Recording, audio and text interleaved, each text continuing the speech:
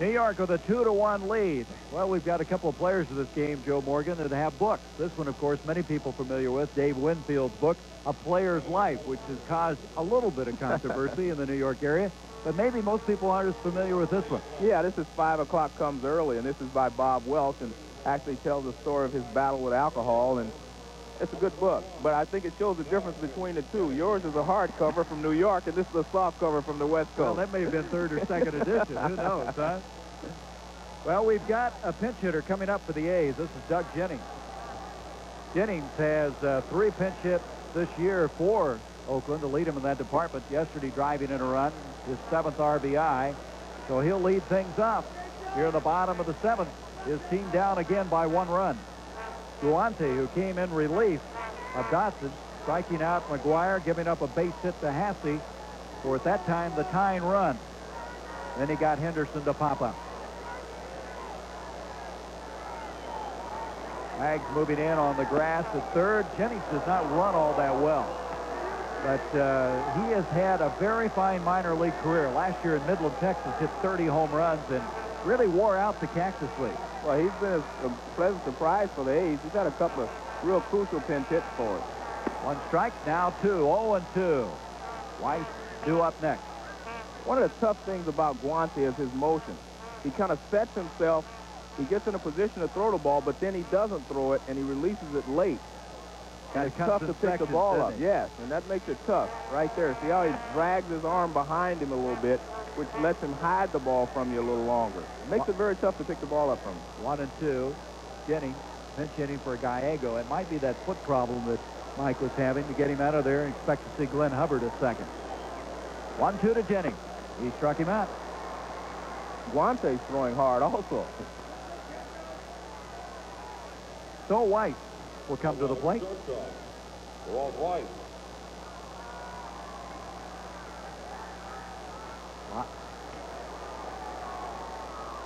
Weiss thus far in this ball game, 0 for 2.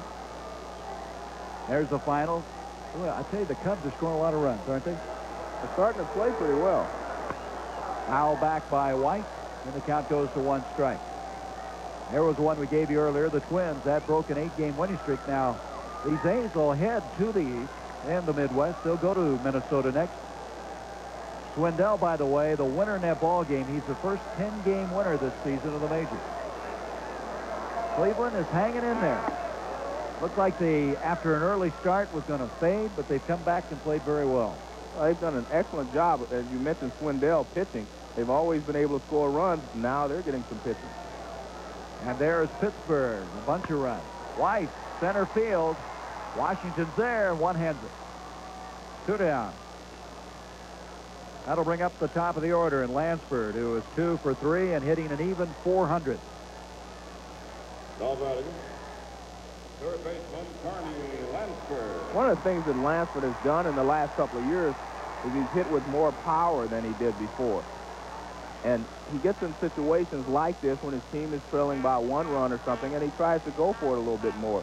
In the past, he would always hit the same way, shoot the ball to right field, maybe a ground ball up the middle. But now, when he gets in these types of situations, he'll go for it every once in a while. Well, 19 home runs last year. Ground ball to third. Alarulo comes up with it.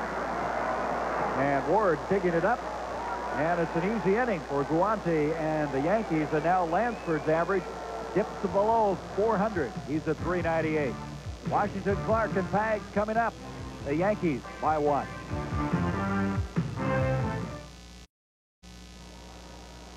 As anticipated, Glenn Hubbard comes in at second base for Gallego, who is pinch hit for by Doug Jennings, as Bob Welch continues on the mound, trailing 2-1. Washington, Clark, and Paliarulo coming up for the Yankees here in the top of the 8th inning. Washington swinging through that one. He is 0 for 3 with 1 strikeout in the 6th. Activity now in the Yankee bullpen. And that's Rags to go with Tag. There's a swinging strike 2 for Washington. Dave Righetti. I heard he was there was some rumor of some problems with his arm. Well, I think so, but it also probably points out how badly Billy Martin wants to win this ball game. Washington, ground ball. McGuire can't get it. Hubbard does, and goes to first. Hubbard covers a lot of ground. He led the National League in double plays last year playing for the Atlanta Braves. He's made some sterling defensive plays this year. He's a good defensive second baseman. That's why the A's wanted to acquire him to work with the rookie shortstop Walt Wise. They needed some stability up the middle, and Glenn Hubbard gives them that. He's an excellent double play man. One down, and Clark is up. He's walked, wide out and grounded out to the shortstop. So that is Righetti, the left-hander, heating up. There was some talk also about John Candelaria having some problems with his arm last night in Seattle. It was not his elbow, though. It was the muscle above the elbow. Clark, first pitch. Popped up. Right field side. McGuire, a lot of room down there, having some problems, and they can't get to it. Canseco over there, Hubbard over there, McGuire over there, and it fell between all of them. Well, there you see McGuire. He's looking for it, but it's going back over his left shoulder, and that's going to make it tough to catch. And eventually he just loses it altogether. And Canseco cannot get there in time, and Hubbard could not as well. There you see Dave Righetti. He's warming up. So Clark will have another opportunity. One strike on the man who has become the DH for the Yankees after so many years at first base in the National League. That evens it up at 1-1. Get a little bit cooler here now in the Oakland area. Started out in bright sunlight. Now the field completely bathed in shadows. He had a notion it was there, and the count goes to 1-2.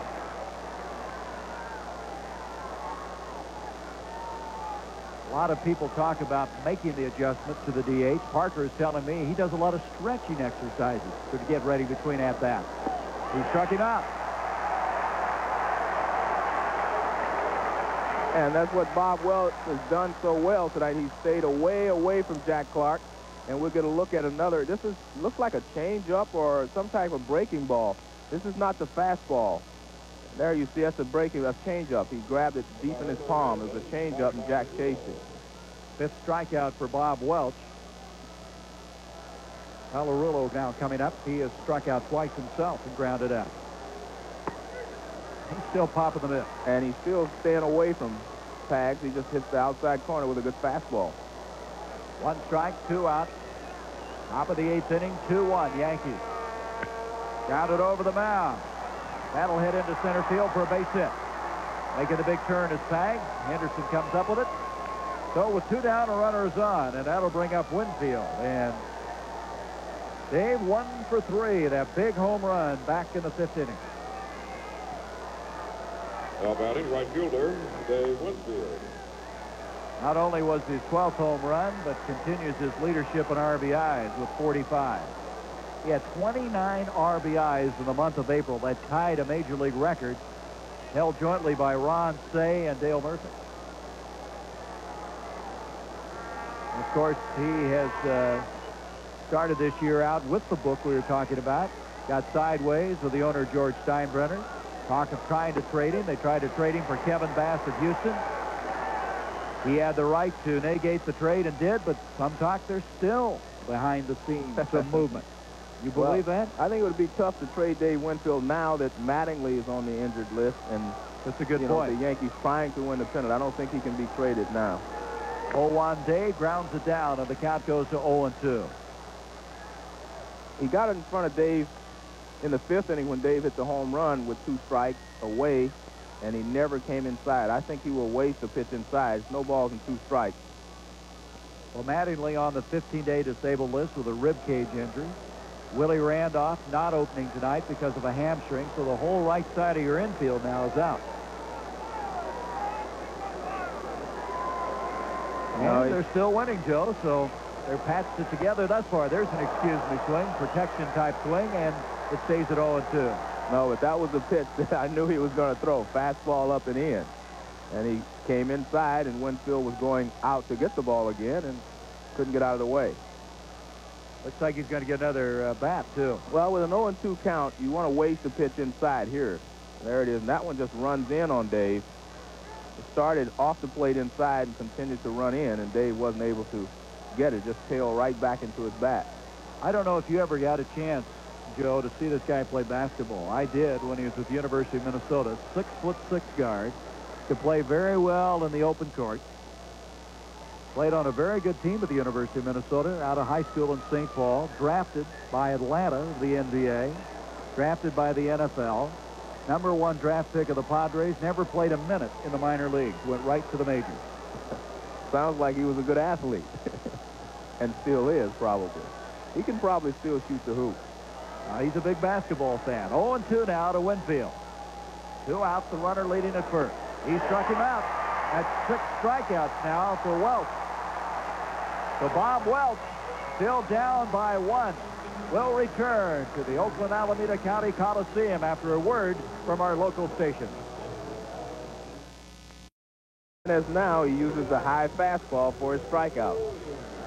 So Bob Welch certainly making quite an impression in his rookie year, continuing on to play so well. The Yankees now with a pitching change. The left-hander Dave Righetti is coming on, replacing Guante, who went 1 2/3 innings, allowing no runs, 1 hit, struck out 2, didn't walk anybody. There's the numbers on the left-hander. And Righetti starts off Dave Henderson with a strike. It surprises me a little bit. I would think, I would have thought they would have waited till the bottom of the 9th inning to bring Righetti in, but maybe he wants to get him, let him have the feel of the mound before. I said Henderson has Javier, and it's lined to right, and there he is. Dave Winfield doing it all, throwing out runners, hitting a home run, and this time with a diving catch on Stan Javier, the switch hitter, batting right-handed. 1 up, 1 down. This guy's doing it all. Well, he is a good player, and you said it early. He is a complete player. Javier does a good job and lines the ball to right field, but Winfield got a good jump on it, and he makes the catch. Righetti getting some help, but Righetti has played very well. He pitched 1 2/3 innings Tuesday, giving up 2 hits but no runs. For his 5th straight save, there's Canseco fouling 1 straight back.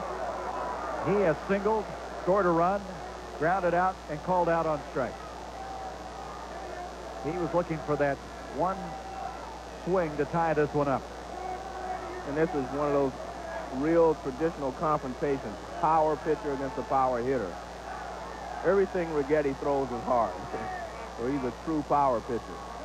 29-year-old left-hander from San Jose. Canseco, 0-1 pitch, foul back, and he's taking his cut.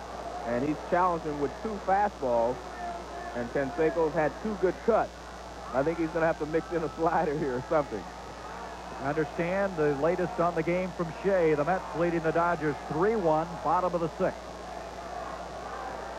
Righetti, of course, set a major league record for saves in '86 with 46.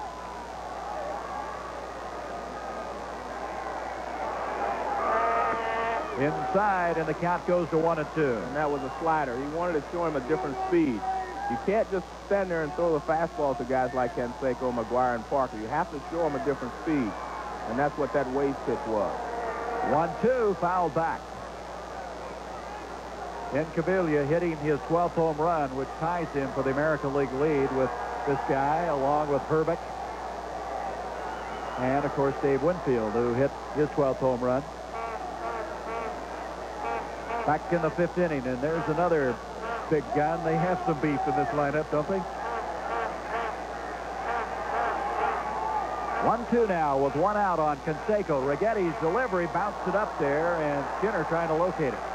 He looked like that was more of a changeup or something. He wanted to show him another speed, and he held on to it a little too long. We'll see here. Yeah, he's holding on to it a little too long. I think he was trying to throw him a changeup or maybe a split finger. It looked like he was grasping it a little differently than he was before. Skinner's okay, I guess, shaking it off. 2-2 now on Canseco. Parker due up next. Going to go with a fastball away. And he spikes it up the middle for a base hit.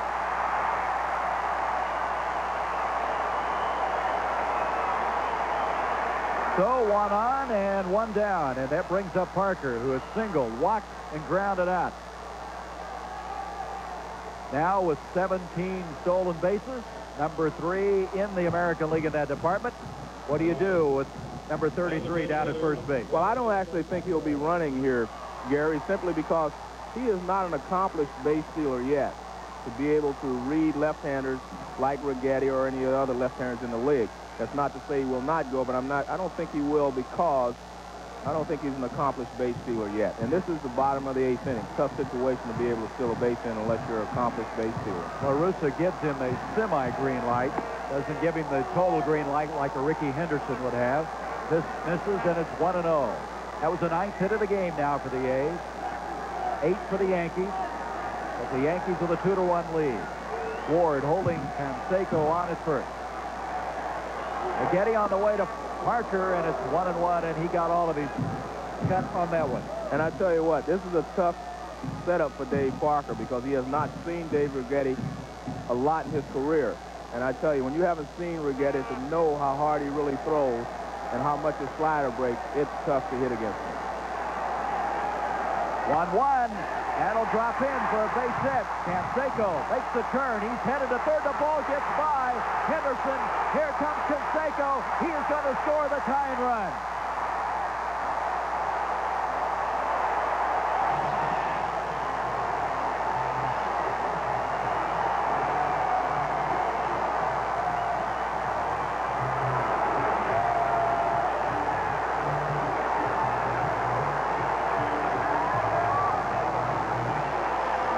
Go back and reconstruct this one.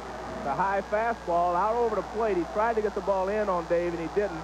He got it out over the plate, and Dave slashed it into left center field. Ricky Henderson ran past it, and a good play by Claudell Washington backing up to keep Dave Parker from going to third, but he cannot keep Canseco from scoring. Now, Canseco could run, obviously. He's the best athlete possibly on this team, and so when he saw Henderson bobble that ball, he just put it into overdrive.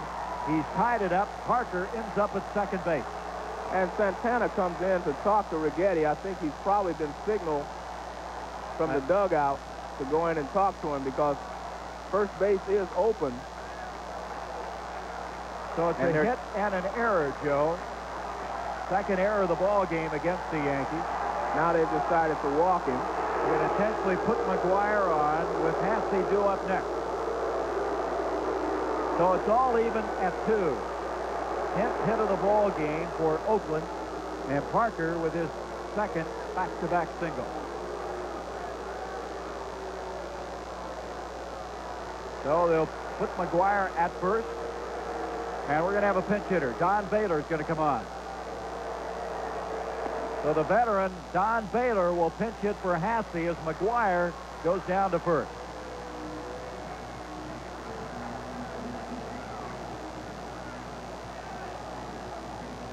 So the first intentional walk of this game as Clete Boyer and company, the brain trust to the Yankees, fighting their lead, whittled down to a 2-2 ball game, and now the go-ahead run at second. And at first, McGuire, and here comes Baylor. Baylor, 1 for 2 as a pinch hitter this year. And I know he would like to get his second one here because, you know, he left the Yankees not under the best of circumstances, so I know he'd like to try to beat him a ball game here if he could. He has 1 home run, 13 RBIs. Now they're going to change the baseball. So Righetti coming in relief started things out with Javier hitting one to right, and a great play by Winfield for the first out. Canseco then singling, Parker singling, and the walk, and now Dennis Eckersley's up. He leads the majors in saves with 16.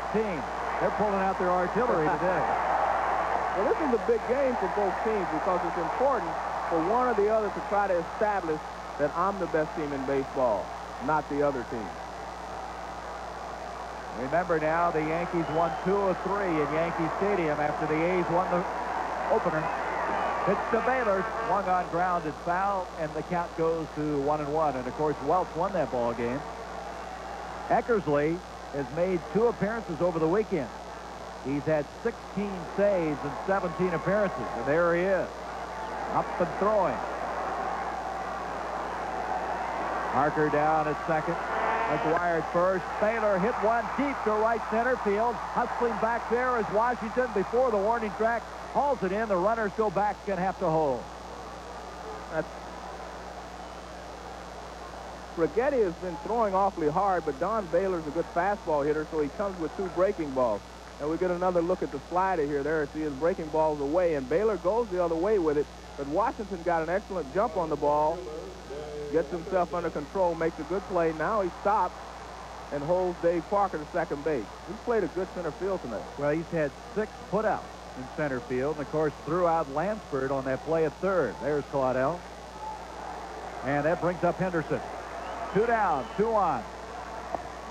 Boy, he was late on that one. Righetti just threw that one by him. Henderson 0 for 3 in the ball game.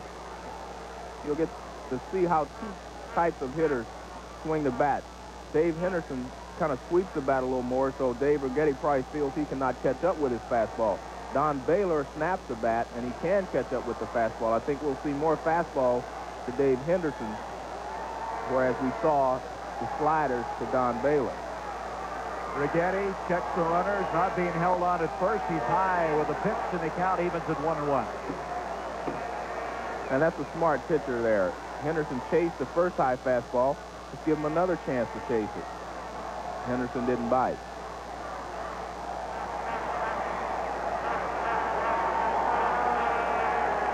One pitch from Righetti. It's there for a strike. Henderson had a notion, did not go, and the count goes to 1 ball, 2 strikes. 2-2 our score. 10 hits for the A's, 8 for the Yankees. However, the Yankees have committed 2 errors in this ball game. And the one by Henderson allowed Canseco to come home with a tying run.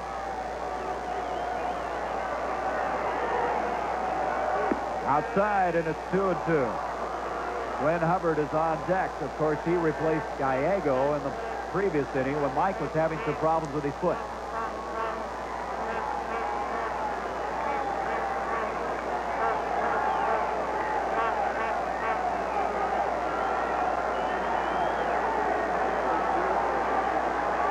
Two and 2 to Henderson. And it's full, and everybody's going to be moving now. 2 out, 3-2 on Henderson. And we're back in the same situation that Bob Welch was in on a 3-2 count to Pags earlier in the ball game. You have to go at your best pitch. I think you'll see Dave Righetti fire the fastball and hope to be able to throw it by Dave Henderson. Big pitch in this ball game. There's the fastball. Fouls it back, so we'll do it again. This capacity crowd, 3rd consecutive day they've had a sellout here. They're about 137,000 ahead of last year attendance-wise. They're talking over 2 million here in the Coliseum before the season's over. Dave Righetti has one of the best fastballs in the major league, and he's going to get him out with another fastball. He's going to try to anyway. 3-2, runners going, and it's popped up behind the plate. Skinner coming over, Ward coming over. It's near the Yankee dugout, and Ward puts it away. But we're even at 2, as we have now played through 8 innings. We'll return to the Oakland Alameda County Coliseum after this message and a word from our local station.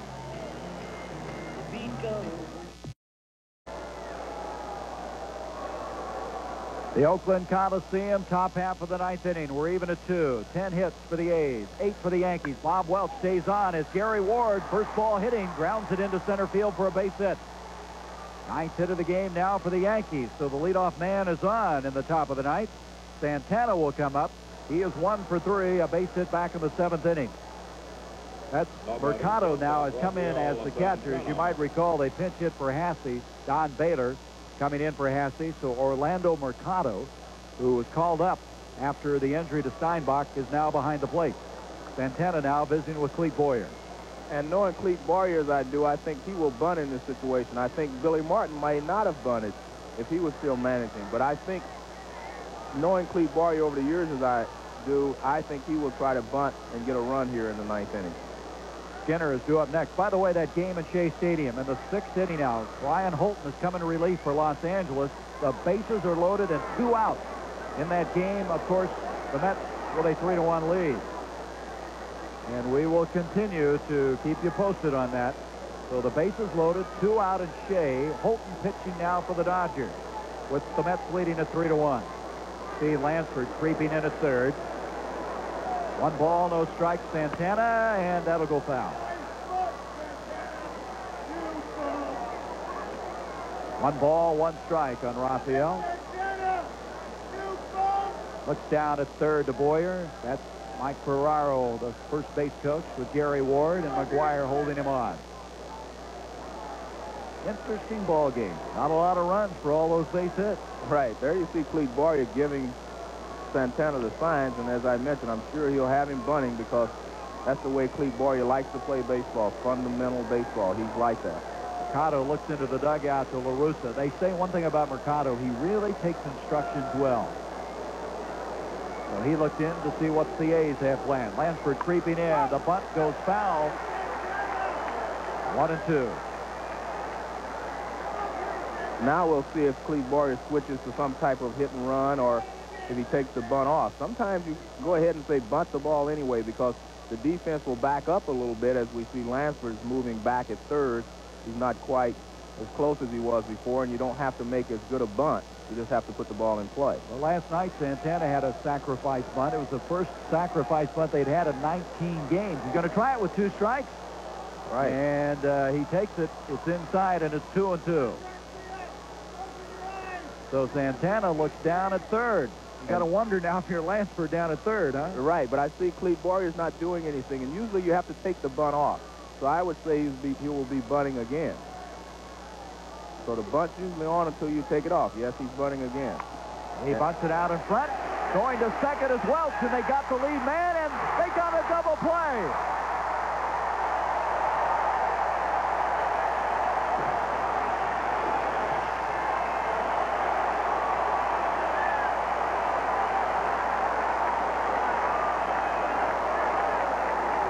You don't see that happen very often. And it's plays like this that gets you back in the doghouse again, too. He tries to make a good bunt, but he gets the ball down. Welch makes a good throw, good accurate throw to second base.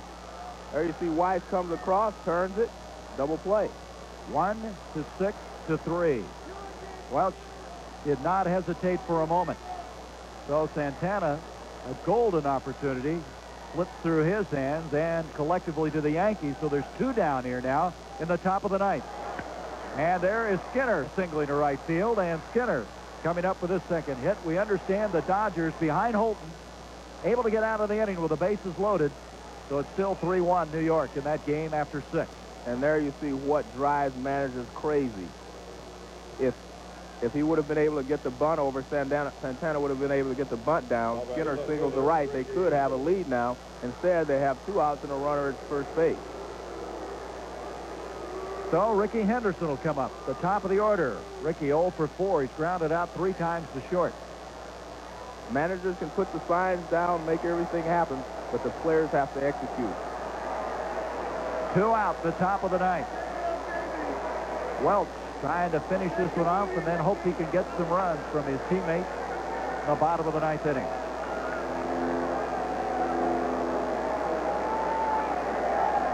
You can't call those a little thing to the game, can you? That's the big thing here in the 9th inning. In a close ball game, the ones that make the fewest mistakes are the ones that win close ball games. There's Henderson with a base hit. In the corner, coming up is Javier, going all the way to third is Skinner, and he runs very well for a catcher. And down to second on the throw goes Ricky Henderson. So all of a sudden, with 2 out after that double play on the bunt, the Yankees are still battling back. Henderson lines the ball in the left field. The throw should go to second base. First of all, the guy going to third is not a threat. Javier should have come up and thrown to second base to hold Ricky Henderson to a single. But he tries to throw to third. He has no chance to get the runner there. Skinner slides in safely, and on the throw, Henderson goes down to second base. Now there are 2 runners in scoring position.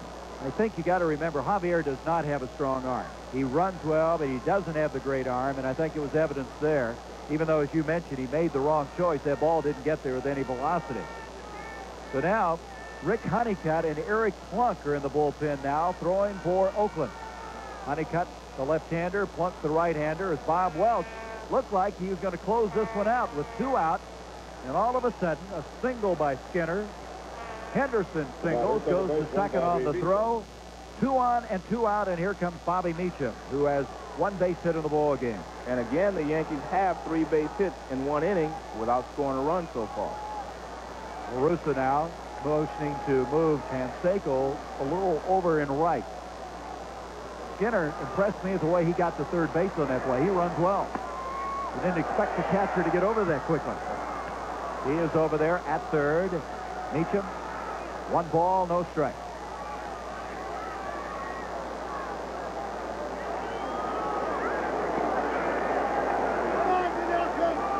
Welch, little half swing. McGuire will go unassisted to first, and they get out of it. So that poor bunt by Santana comes back to really hurt the Yankees. Let's look at it again. Well, Santana has 2 strikes, so he has to make sure he gets the ball on the ground. He does so, but it goes directly back to Bob Welch. He throws to Walt Weiss, and he doubles him up at first base.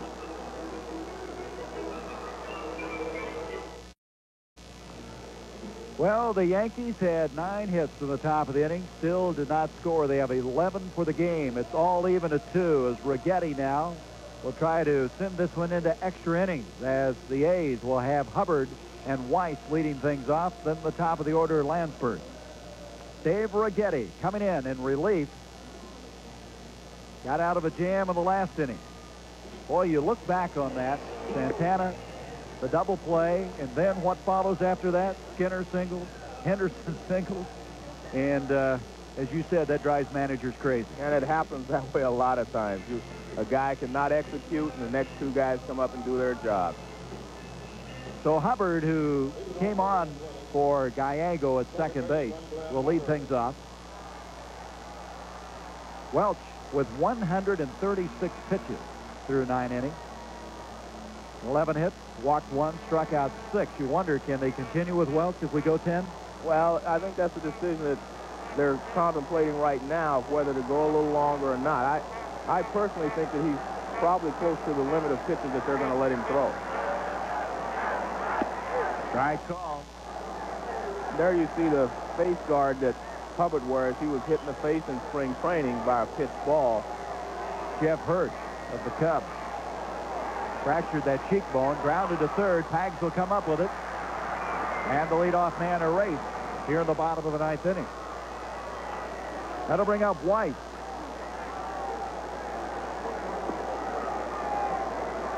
Now batting, shortstop, Walt Weiss. Walter Weiss from Rockland County in New York. They have the Walter Weiss watch. It's not easy to say. They follow him each day in the paper, see how he's doing. Of course, Walter played at University of North Carolina. One of his teammates is B.J. Surhoff, the catcher for the Milwaukee Brewers. He takes the strike. And there's a little note every day in the paper saying what Walt Weiss did. The Journal News in Rockland County, New York. Righetti throwing hard. He's ahead now, 0-2. I even noticed one paper said Walt Weiss didn't play today, sore ankle. Well, he was out 7 games with a bad left ankle. Used to wear a plastic support on that ankle for a while, and he strikes out. I think the question also is how long will the Yankees go with Righetti, because he is their stopper, and you can see why here. He starts Weiss off, gets him 2 strikes, and throws a good slider over the outside corner and strikes Weiss out. Good slider right on the outside corner. So Lansford now 2 hits in this game, 2 for 4, hitting .398. He'd like to get over that 400 mark again. Pitch goes outside.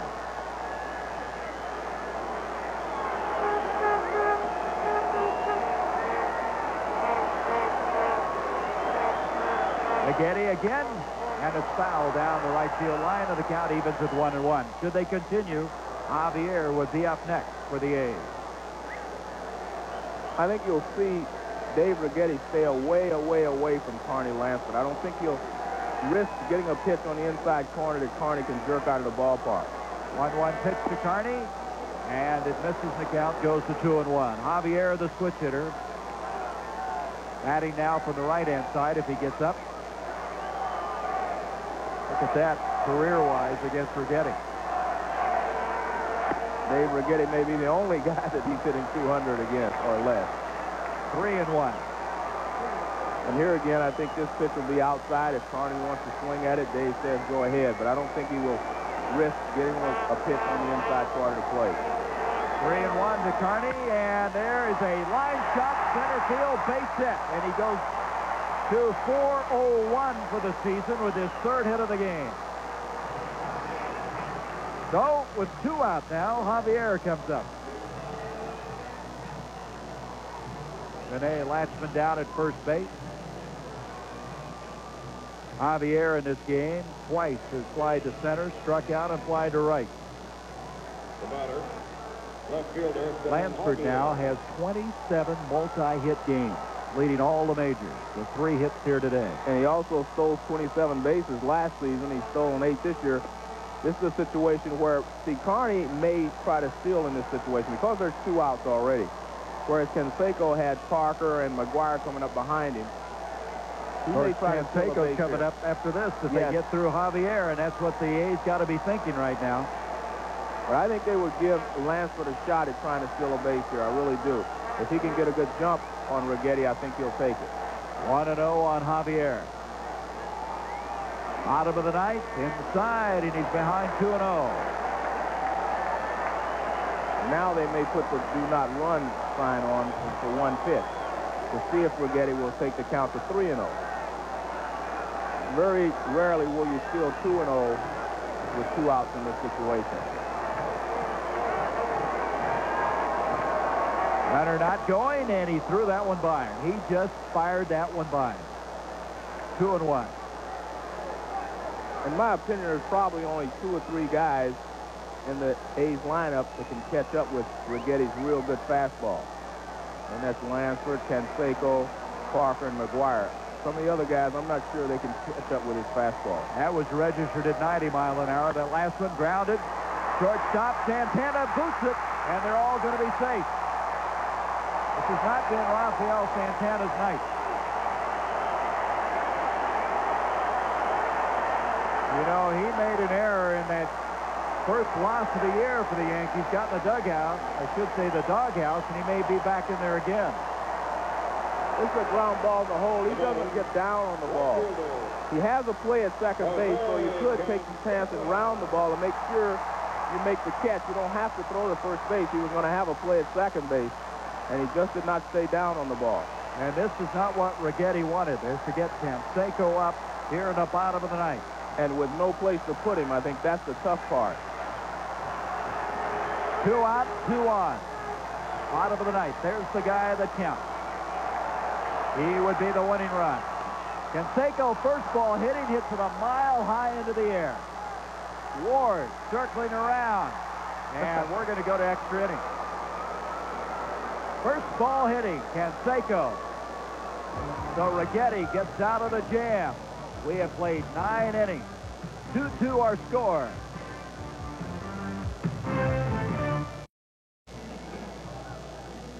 So we have played 9 innings, and it's all even 2-2 as the 2 clubs who everybody figures, most people figure, may be playing in the American League Championship Series come October, have battled to a standstill.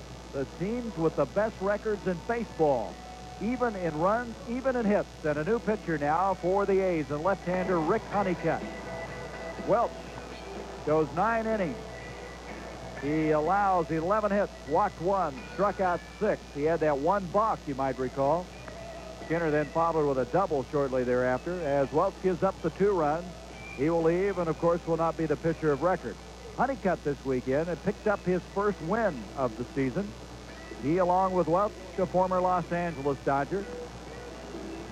He was a guy with the Dodgers who really struggled terribly. He was 2-12 last year, then came over and pitched 7 games for the A's and had a 1-4 record, finishing the year combined at 3-16. But you know, he's had some success. In '83, with the Rangers and Dodgers splitting the season, he won 14 games. It was in the All-Star game that year. He's been a good setup man for Eckersley, but now coming in here in the 10th inning. Well, he specializes in the sinker. He has a good sinker, and when he keeps the ball down, he's very effective, but when he gets the ball up, he's in trouble. Waddell Washington will lead things off. He struck out once, going 0 for 4 in this ball game. He'll be followed by Clark and Pagliarulo. And Honeycutt starts him out with a strike on the outside corner. Dave Winfield with a home run in this ball game. Henderson with another RBI on a ground out. The tying run scoring when the ball got by Henderson, allowing Canseco to come home on a base hit by Dave Parker. There he is, Jack Clark.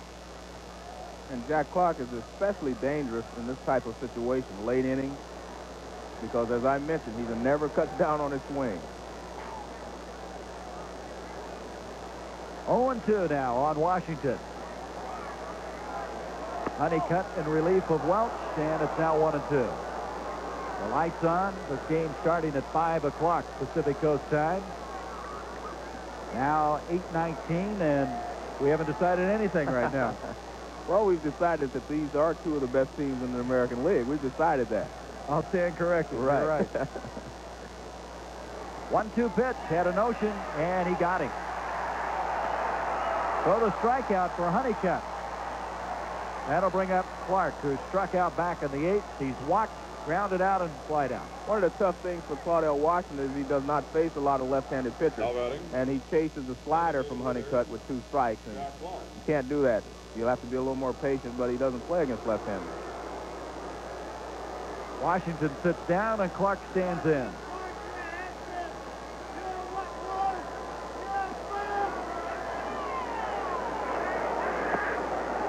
A little bit low from Honeycutt.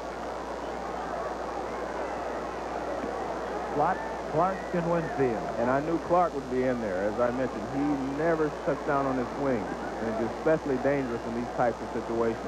35 home runs a year ago in an abbreviated season with the Cardinals. There's the strike.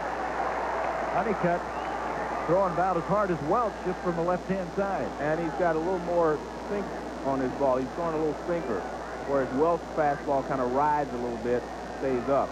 Honeycutt's fastball sinks. A's have Eric Plunk, the right-hander, warming up just in case. And Steve Shields heating up for the Yankees. That makes it now 2-1.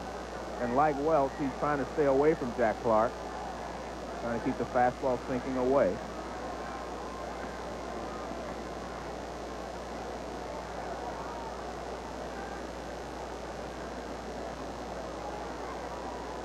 Two-one pitch. Oh, strike 2. 2-2. Clark started the year with number 21 and shifted to 33. Steve Shields had that number, and he inherited number 40. This guy can wear any number he wants, right? Any number he wants. Whatever he wants to do. But I tell you, he didn't like that last call because it also puts him in the hole. 2 strikes again. Now he has to go after anything close. So if Honeycutt can make a good pitch, keep it down, he'll get Clark to chase it. 2-2. It's full now at 3-2. That's good discipline there from Jack. So Clark now has run it full with 1 out. Lansford guarding the line down that third base side. Late in the ball game, of course, in a tie score, you cannot let a ground ball go between you and the bag for extra bases. This guy has had some success against Honeycutt, wouldn't you think? Yes. And I think Honeycutt also knows that. 3-2 pitch to Clark. Nice stab by Honeycutt.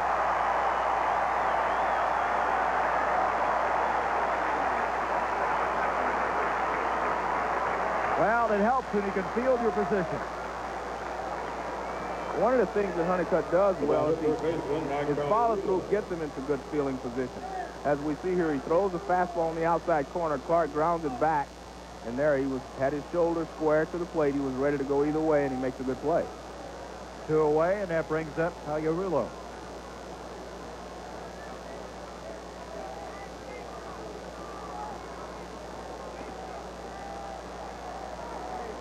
Honeycutt got it over for a strike.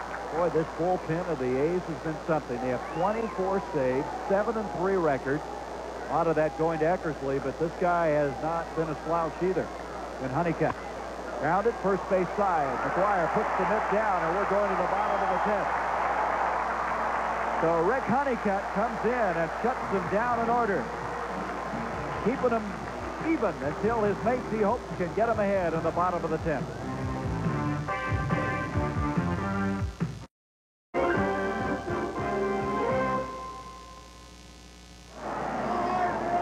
Bottom half of the 10th inning, a 1-ball, no strike count on Dave Parker, leading things off. 2-2 our score.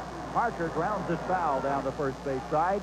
If you're wondering how these two teams have done thus far in extra innings, the A's are 3-1, all of those on the road. They've not had an extra inning game prior to tonight at home. They're in the top of the ninth. The Mets still leading 3-1 over the Dodgers.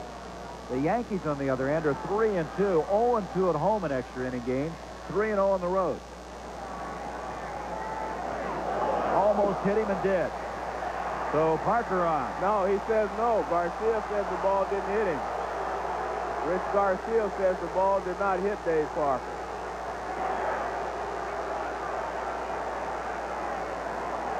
Garcia's had one of those nights, hasn't he? Had to go to the Yankee dugout earlier. Martin kicked out of the game. He's smiling about it, so... Yeah. I tell you what, I'm surprised that the ball didn't hit him because it started almost behind Dave Parker, and I didn't think he was going to be able to get out of the way, but Garcia says he got out of the way. Watch where this ball starts. That ball is almost behind Dave Parker. Look at that. But it looks like Garcia was correct. I think the replay certainly vindicated the home plate umpire. Parker trying to get on somehow. And that's a veteran move there. Yes, it is. 2-1 on the big DH. Now 3-1. Let's look at it once again. But I think it's quite apparent it did not hit Parker. But I think Parker was surprised it didn't hit him because it starts so far inside. And when Righetti throws it, you don't have much time to get out of the way. 3-1, and Parker hits it deep to center. Washington going back in front of the warning track, and that's a long out. That ball was pretty well hit, but the deepest part of this ballpark, 400 feet straight away. And you also mentioned earlier in the ball game, the ball does not carry well here tonight. Using all of it, Wade Boggs hit one on Sunday straightaway center field, and it was obvious that the ball didn't carry well then. It would have gone out in a lot of ballparks. McGuire up, single, struck out, walked, reached on a fielder's choice, and he fouls that one straight back. Well, I'll tell you one thing, Dave Righetti fears no one with his fastball. He goes right after these big guys, Canseco and now McGuire and Parker. He says, if you can hit my fastball, hit it. He's coming right after him. McGuire on a 0-1 pitch, high. Now go back to that drive to center by Parker. The bench thought maybe that ball was headed for something bigger and better, but it was just a long out. Parker's saying that would have gone out in Cincinnati last year. It probably would have. 1-2, McGuire. Boy, Righetti is right in the teeth of this team right now, isn't he? But he's got Parker, and now he's facing McGuire, and ahead 1-2.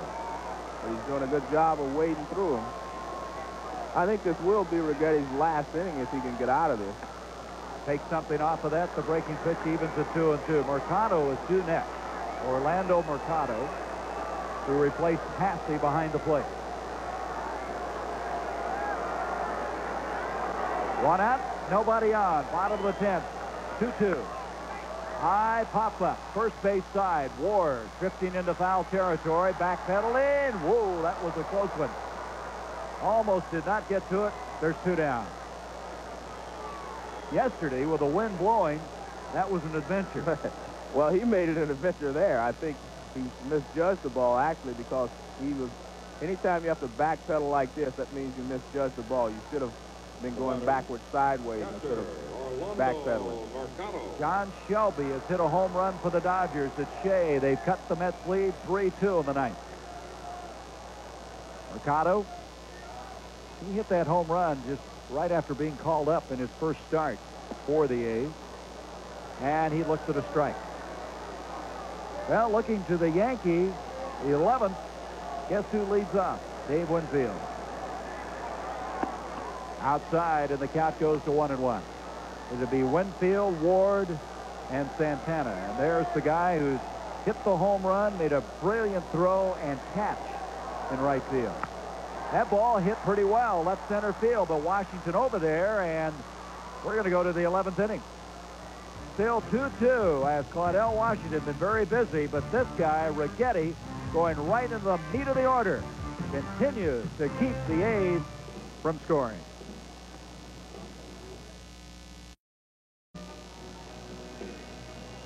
There it is, 2-2 after 10, 11 hits. The Yankees committing 3 errors in this ball game, as now the A's come in with Eric Plunk, a former Yankee, a right-hander. He came over to Oakland in that Rickey Henderson trade back in '84 when Jay Howe, Jose Rijo, and Stan Javier joined Plunk. And Plunk, hard-throwing right-hander. They have a lot of hope for this guy. He has had some very good moments. 24-year-old from Bellflower, California. Always had some control problems, but he has a mid-90s fastball, and he replaces Honeycutt, who went 1 inning, 1-2-3 fashion, striking out 1 guy. I think one of the things that, as you said, has plagued Plunk has been his control, because he does have a great arm. And anytime you have a live arm and you can get the ball over the plate, you're going to be effective. Dave Righetti demonstrates that very well. We mentioned a while ago the Mets' lead has been cut 3-2, and they come in with their flame-throwing left-hander Randy Myers to try to shut it down, hang on to that lead in Shea. There's 2 out in the top of the 9th, and nobody on. Myers has been brilliant for Davey Johnson and the Mets. So here we go. Top of the 11th, Winfield, Ward, and Santana to face Eric Plunk. It all started with Welch. Welch went 9 innings. Honeycutt 1, and now Plunk. Righetti coming in relief of Dotson and Duarte. And this guy with the home run. Seems like a long time ago now, doesn't it? Back in the 5th inning. Gave the Yankees that 1-0 lead. And he fires and catches the outside corner for a strike. Plunk with those glasses scares you a little bit. You wonder if he sees well, right, when you're throwing that hard? Well, it looks like Ryan Duran, and he's also throwing a 94-mile-an-hour fastball.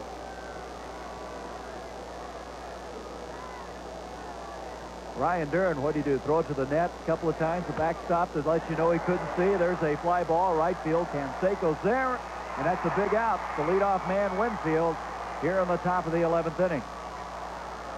And Plunk just jammed Dave Winfield with that 94-mile-an-hour fastball.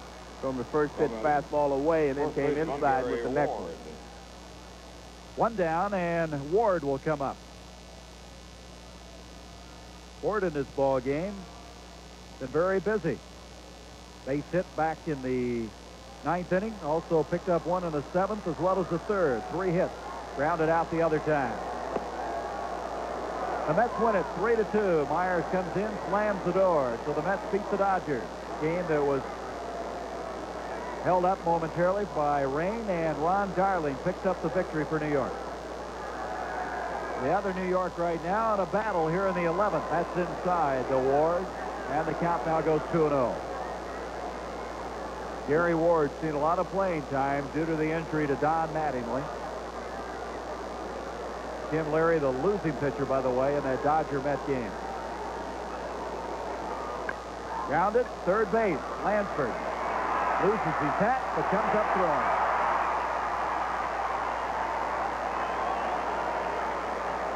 Santana due up next. You know, Lansford makes all the plays at 3rd base, but he doesn't do it with a lot of flair, and maybe that's why he has not won a Gold Glove. He makes all the routine plays and a lot of great plays, but he just does it the way he hits. He's just a steady performer. Sometimes that does not catch the attention of some of the voters. Well, the highest fielding percentage 2 of the last 3 years. Committed only 7 errors last year, lowest among 3rd basemen, and Gaetti gets the Gold Glove. I would think. He's never been in an all-star game, but if he doesn't get into this one, they better check the ballot. They better check somebody, because he's got to be in the one in Cincinnati. There, look how he plays so low to the ground. Inside, and the count goes 1-1. Lansford really has gone through some tough times in his life. Right. Losing a 2-year-old son when he first was traded out here.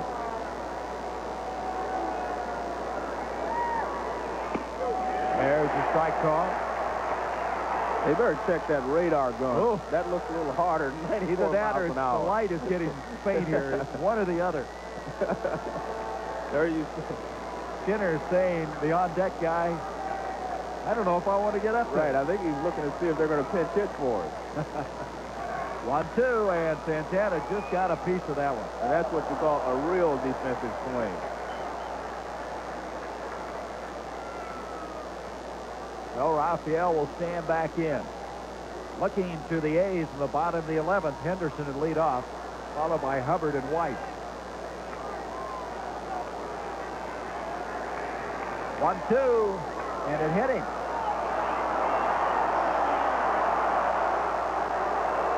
And I tell you what, that will hurt for a while. Well, obviously, when you're 1-2, 2 out, that's the last thing you want to do is put a guy on and hit him. Santana looks like he might have a tough time continuing. Well, I guess if you stop a 93-mile-an-hour fastball with your arm, you may not want to continue. It'll bring Skinner up. Let's see if we can pick up where it hit him. It just really tails in, hits him right under the elbow. When it really tails in, and there was no way for him to get out of the way.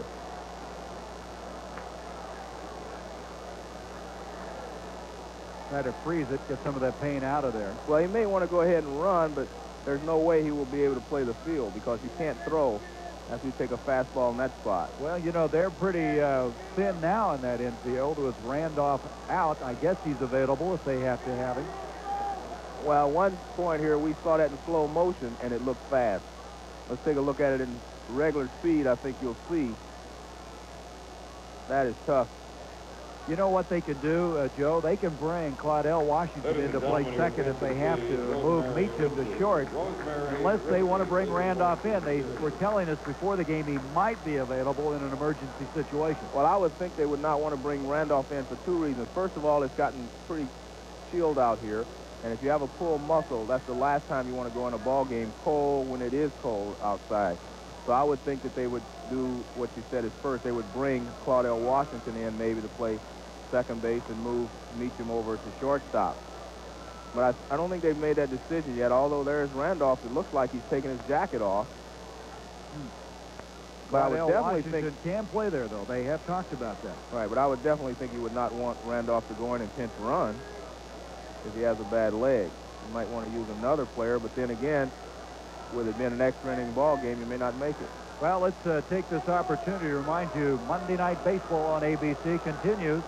Next week, Houston against Los Angeles, the Astros against the Dodgers, or the American League East battle, these same Yankees going against the Boston Red Sox in Yankee Stadium.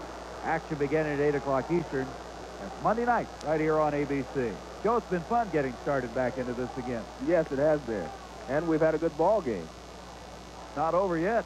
No, but I think a lot of people are booing here, but they don't understand that the Yankees were trying to wait as long as they could to see if Santana could run for himself, but Willie Randolph is going in to run. Well, that's interesting. When you have a hamstring, I think your points are well taken, Joe. You bring him in, maybe bring him in to play defensively, right, but not as a pinch runner. But they're looking maybe to a longer game here, and they want to save anybody in that role later. By the way, that was Plunk's first hit batter of the year, despite all those control problems he's been known for. Well, the toughest thing to do with a hamstring is to run for a long distance because it gets tired. You can play second base because it's short, quick steps, and you're only going to move short distances. But to have to run and stretch it out, and especially being the go-ahead run, could be tough. Skinner's been very, very effective tonight, 3 for 4, and on the first pitch, he pops it up. Mercado coming back to the backstop, and we go to the bottom of the 11th. So the Yankees have to make some changes. Randolph expected to come in at second base. Plunk, the third pitcher for the A's, and he slams the door.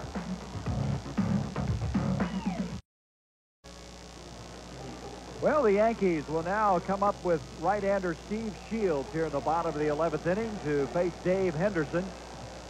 Righetti went 3 innings, giving up 1 run, 3 hits, walked a man, that was intentionally, and struck out 1. Shields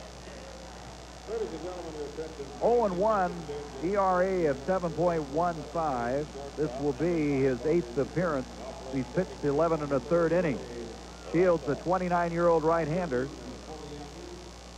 who last year was with Seattle as well as Calgary in the minor league. There's Seattle, by the way, beating Baltimore 4-1. The Orioles in '88. I don't remember 1904, Joe, very well, or 32 all that well either. No, that was a little before my time also. Look at that, the Padres. Of course, now the Padres have changed managers. Larry Boa, who started off so slowly last year with San Diego, and this year as well. Henderson at the plate. So Shields facing Henderson. 1 strike.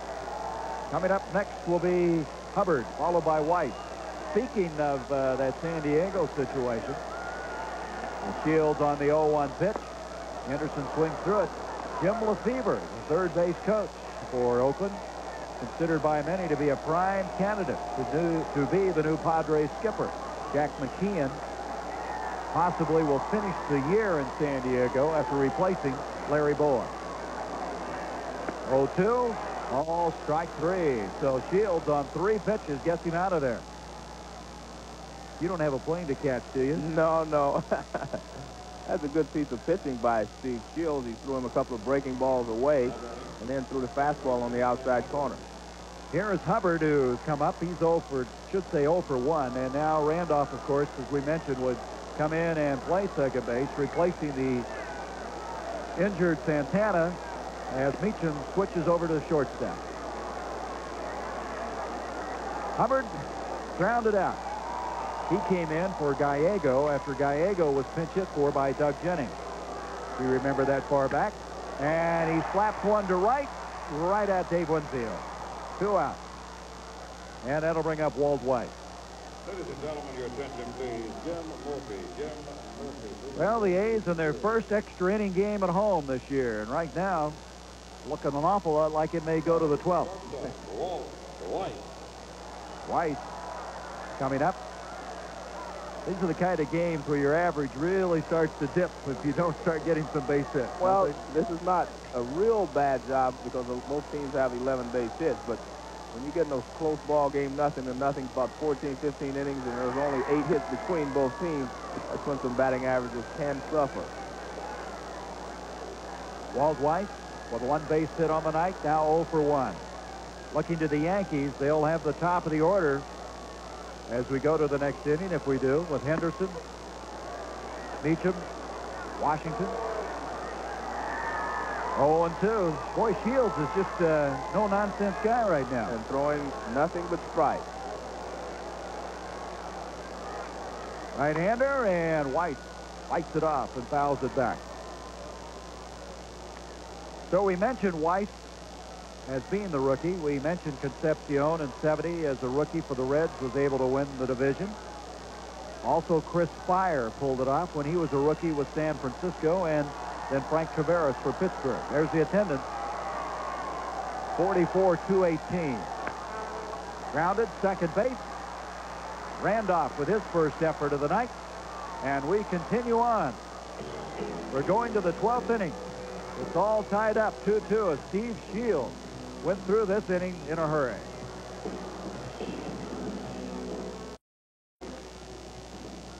Oakland Coliseum, 2 teams with the best records in baseball have battled to a standstill. Eric Plunk trying to close out the top of the 12th. Plunk has his teammate Cadaret warming up in the bullpen if needed, but Plunk in the last inning very effective. The hits are even, the runs are even. There's Cadaret, left-hander, who has pitched very effectively this year for the Oakland A's, as Ricky Henderson will lead things off. Henderson with a base hit and an RBI. His RBI coming on a ground out back in the 7th and singled in the 9th. He started the day at 333. So Eric Plunk, hard-throwing right-hander, starts Henderson off with a blazer down the middle. 1 strike. Rickey Henderson coming home. His mother, Bobby, who was so instrumental in his life here at the game, said she, along with Tom Trebelhorn, who's now the skipper of the Brewers, really influenced his life at an early stage. There's the pitch, and it's 1-1. Trebelhorn, he felt, really got his head together, really gave him the basics how to play this game. And of course, Rickey now very happy to be playing for Billy Martin once again. His stats really pick up when he plays for Billy Martin. There's the pitch going now to 2-1. 2 balls a strike on Henderson. Meacham up next. Washington to follow. We're in the 12th inning. He's still throwing awfully hard, but Rickey Henderson is the perfect guy in this situation to lead off this inning. Any inning for that matter, Joe. Yeah, good point. Swing and a miss, 2-2. I think Rickey's a little anxious here to prove something to the A's fans because he chased that pitch that was out of the strike zone. Well, Rickey leading the American League in stolen bases for 7 straight years. Lost that distinction. Harold Reynolds of Seattle captured it when Rickey only had 41 stolen bases last year. That hamstring problem. He'd like to regain it, and right now he is way ahead of everybody. Reynolds, by the way, has only 8. He was benched at one time, the second baseman for the Mariners. Foul ball keeps it at 2-2.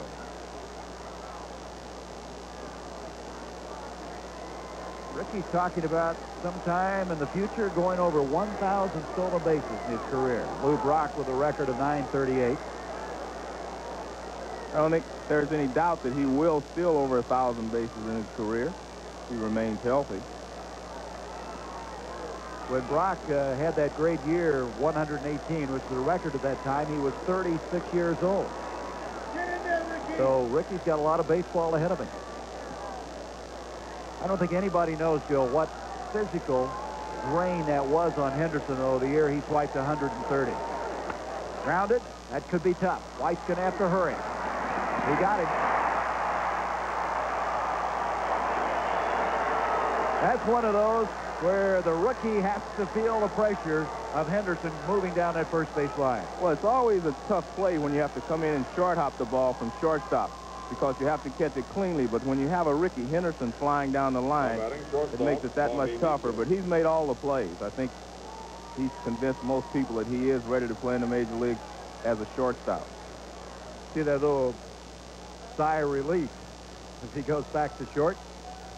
Meacham up now. He has a base hit. This is the second. Hubbard to McGuire. Very quickly, 2 away. Washington.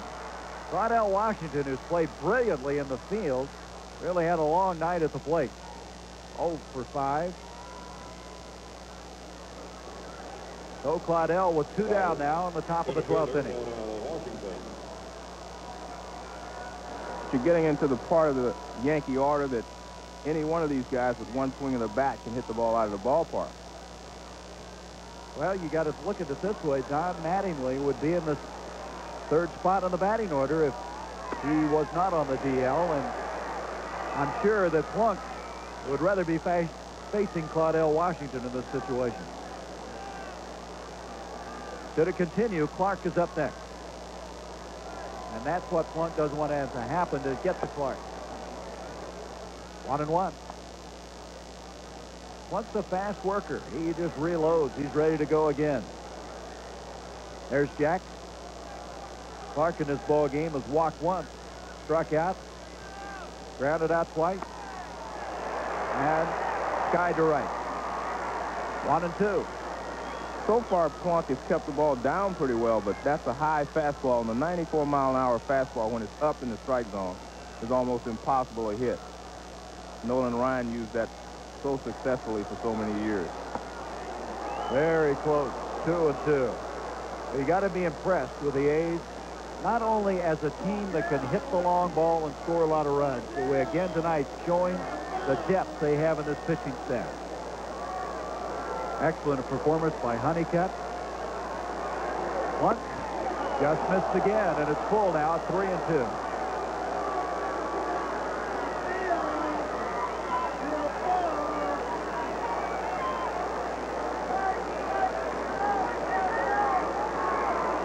3 balls, 2 strikes, 2 outs. Top of the 12th. That's a little number hit over into the center field area for a base hit, and that's the 12th hit of the game for the Yankees. So let's go to New York now to Corey McFerrin for this report. All right, Gary, wanted to tell you how the Mets-Dodgers game wound up. 2 outs in the 9th inning, a 3-2 Mets lead. Randy Myers in for Ron Darling. Mickey Hatcher, the fly ball to center field, and that's it. Mets win 3-2. Darling, the winner. Mets have yet to lose to the Dodgers this year. They're 4-0 against them. Back to Gary and Joe. Randy Myers has been superb this year for the Mets. So we have 2 out now, a runner at first, and here comes Clark. And Plunk didn't want to get into this situation, have to face Clark. But right now, with that base hit by Washington, his first hit of the night, he keeps the Yankees' hopes alive here in the top of the 12th. And Claudell Washington can steal a base for you. McGuire holds on at first, and Plunk, very aware of just what you were describing, goes there. And Plunk has a big leg kick, so Claudell should be able to get a good jump if he decides to go. The only bad point as far as Claudell is concerned is he throws a 94-mile-an-hour fastball. It gets to the catcher pretty quickly. This is fast approaching a 4-hour game, as here's the pitch missing, and the count now goes to 1 ball, no strikes on Clark. Jack Clark doesn't show a lot of emotion up there, but you know the kind of mental toughness he has, and you just better not make a mistake right now. Plunk steps off.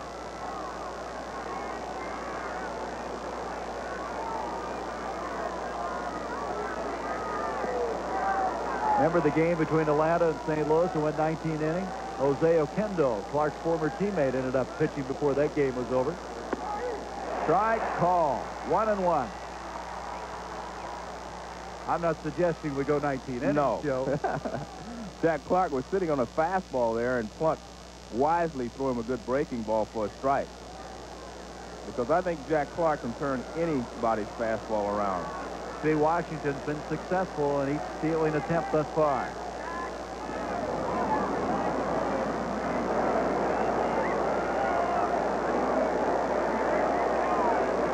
Isn't it amazing? You think about Claudell Washington, signed by Findlay, 18 years of age. And here he is so many years later at first base with Clark at the plate. Ground ball to short. White bobble the ball.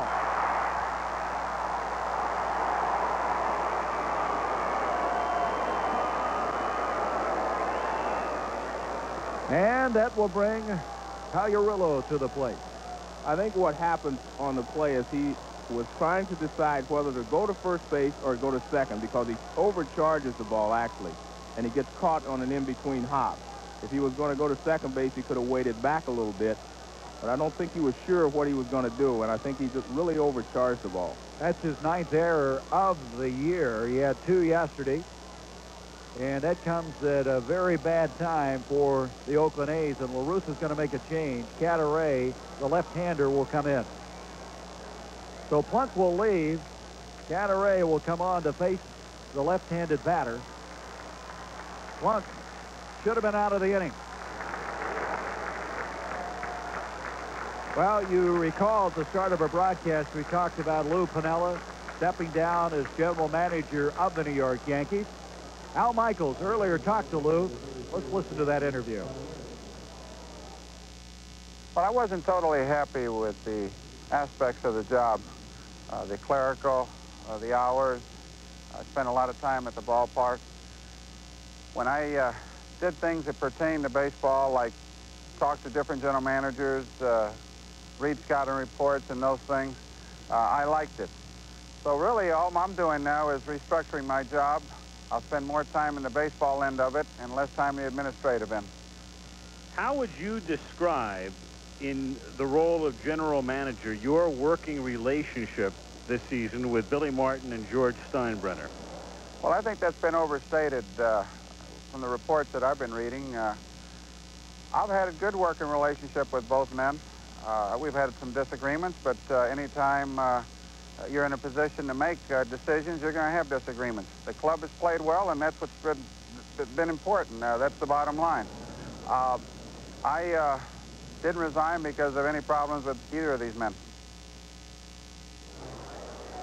Well, very interesting. I guess, Joe, there's some talk out here that he might be putting himself in a position to become manager elsewhere. Well, it's very obvious that he likes the baseball part of the job rather than the administrative part of it. And so maybe that's what he is positioning himself for. Well, Toronto, Philadelphia, Kansas City, all of those have been rumored. Here's Cantaray now, the left-hander. Coming on to pitch to Pag. Cantaray, record of 2-0. This is his 16th appearance. Pag's 1 for 5 for the night. 2 runners on, 2 down, top of the 12th, 2-2 ball game.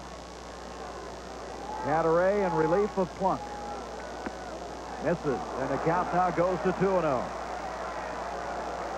Cantaray last year won his last 3 games for the A's. Finished with a 6-2 record.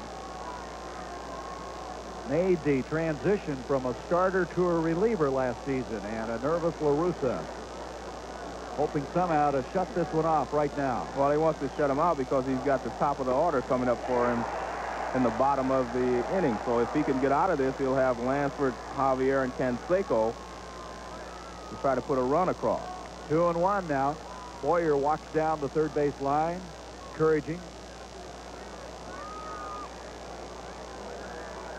La Russa, one of 5 lawyers ever to manage in Major League Baseball history. 2-1. Foul back, and the count evens at 2-2. Well, tomorrow, Al Leiter, left-hander, expected to go for the Yankees, and Steve Olivares for the A's. That is, if we're not playing this game come tomorrow. This is the pitch that he wants to make it happen on, because you do not want to go to 3-2 and put the runners in motion. 2-2 pitch, and it's full now, 3-2. 3 balls, 2 strikes. Washington down at second.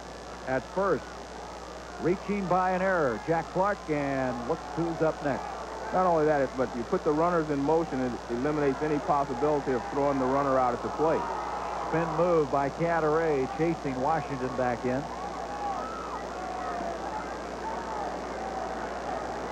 Three-two, 2 out.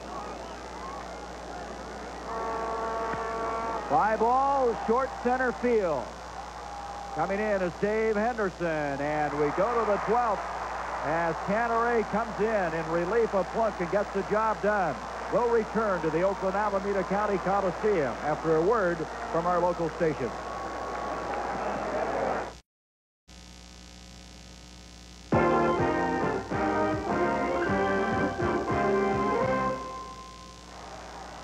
Well, our premiere of ABC's Monday Night Baseball has gone to extra innings. We're in the bottom of the 12th.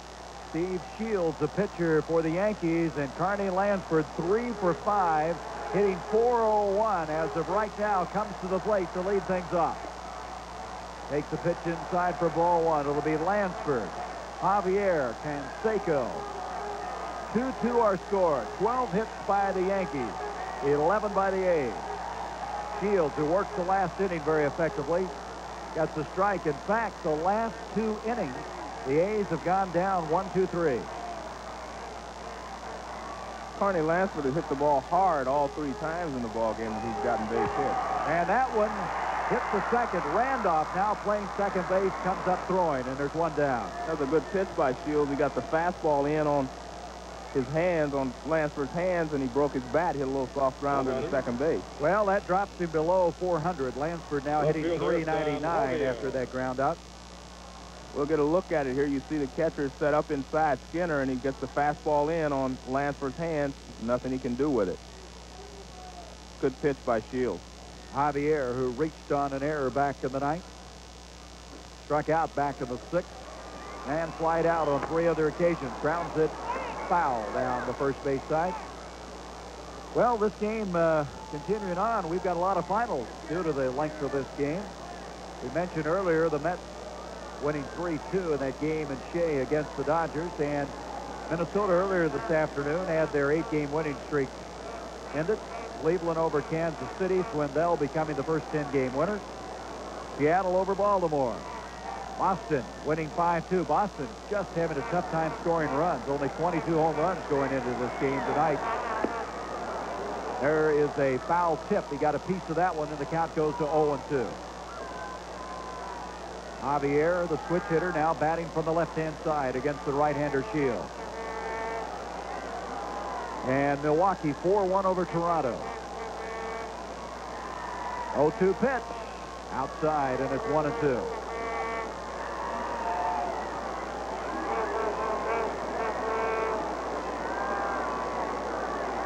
Steve Shields, 6'5", 230-pound right-hander, out of Gadsden, Alabama, where he was a high school basketball All-American player. Ground to short.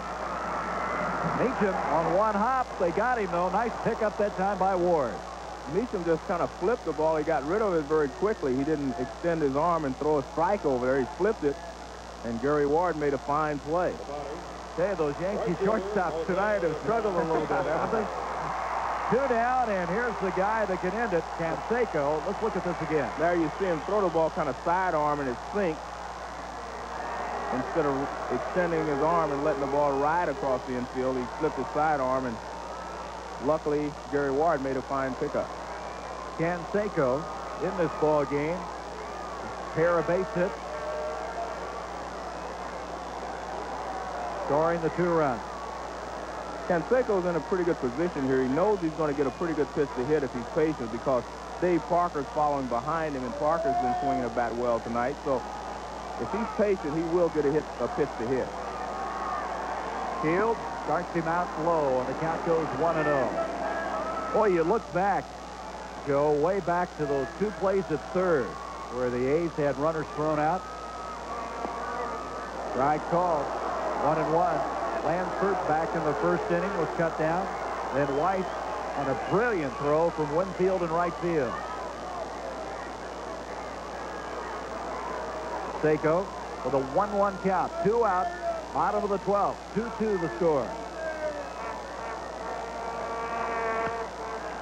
And he hits it to short center field. Washington, a long run coming in. And we go to the 13th inning here in the Oakland Coliseum. Still 2-2. 12 hits for the Yankees, 11 for the A's.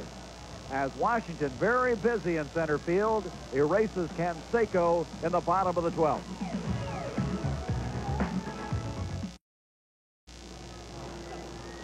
Gary Bender, Joe Morgan, glad to have you with us as we conclude this extended weekend.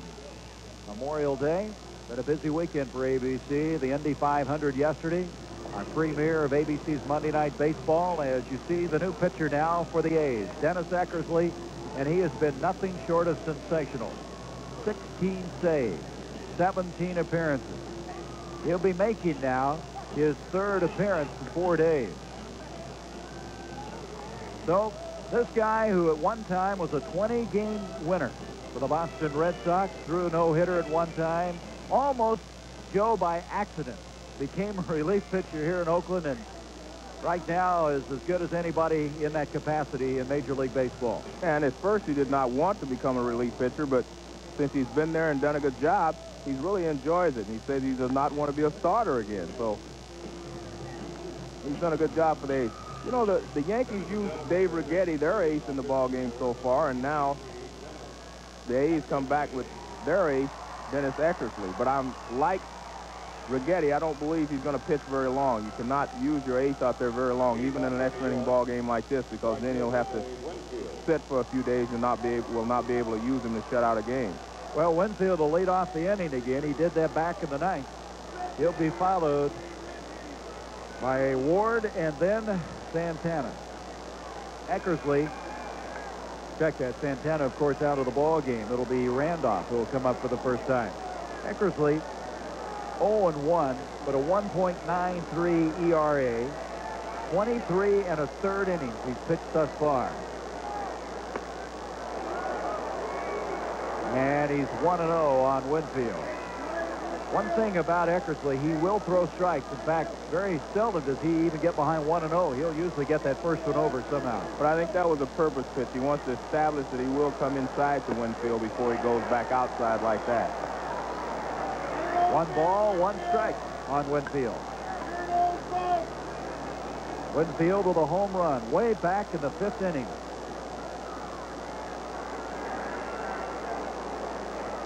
One and one on Dave. We're in the top half of the 13th inning. Swinging late, the count goes to 1-2. Boy, when you have a long road trip, 12 games, which this will eventually be for the Yankees, these long games like this, opening a 3-game series, which is so important to both these ball clubs, they must feel like they live out here. But the Yankees are playing so well. They've won 7 of their last 8, despite some of the distraction this week off the field, despite the injury to Mattingly. Ocean checked with a first base umpire. He didn't go around. 2-2. First base umpire Dale Scott. Actually came back with a breaking ball away, and Winfield was able to check his swing, but that was a good pitch by Eckersley. So 2-2 on Winfield. Grounded foul.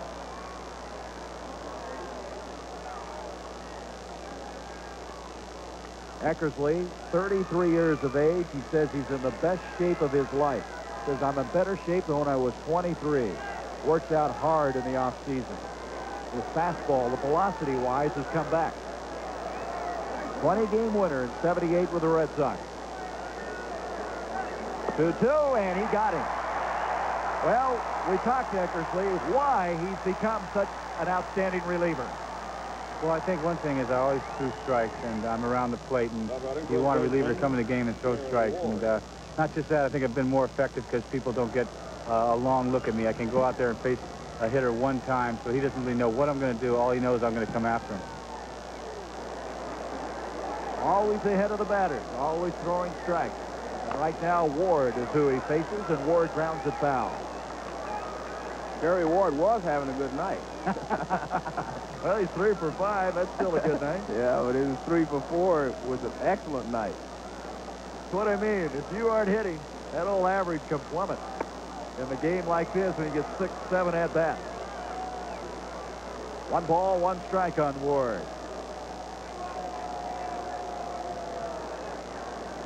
Willie Randolph, 2 up next. It'll be his first at bat in this game. Had an Ocean. They check with Scott. Yes, sir. He went around. 1-2. The relief pitching has just been magnificent. Both sides. Go back to the 8th inning. When the A's tied it up. And there hasn't been anything happening. 2 balls, 2 strikes on Ward.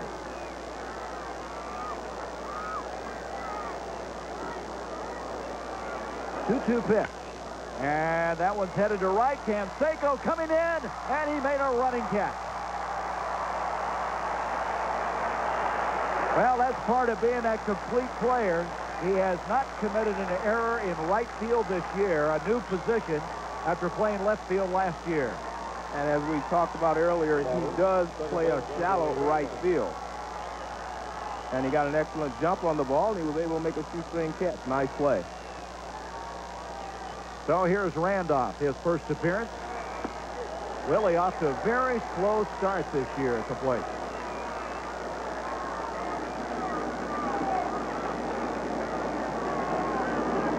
One strike.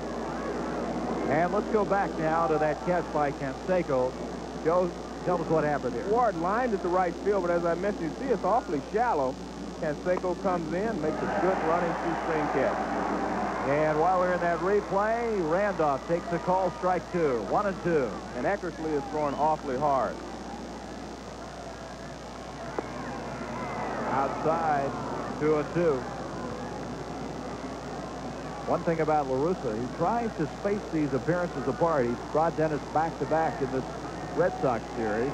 Gave him yesterday off, but he's back in today. There's a line shot, a wicked shot into the box on that far side along that first base line. It'll now go at 2-2. 2 balls, 2 strikes, 2 outs. Top of the 13th. La Russa really watches how he plays everyone. The only guy that's played every game for the A's is Canseco. That's popped up. Glenn Hubbard at second base. Bottom of the 13th coming up. 2-2 our score. Dennis Eckersley continues this masterful relief pitching by the Oakland A's, helped by Canseco's grab in right field.